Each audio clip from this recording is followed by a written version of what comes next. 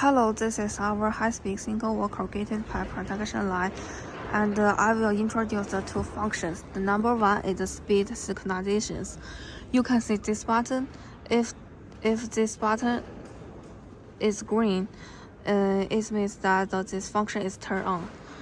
And at this time, the speed of forming machine and extruder is proportional.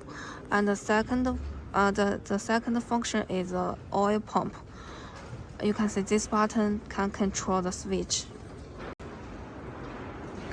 The automatic oil pump is on the forming machine, and you can long press the set button to set the time of the oil pump for each time.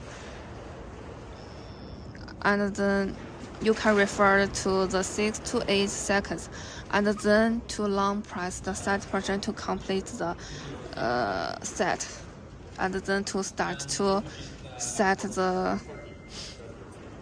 interval oil supply. You can refer the 180 minutes. The exact value of the setting can be based on the actual operation of the equipment.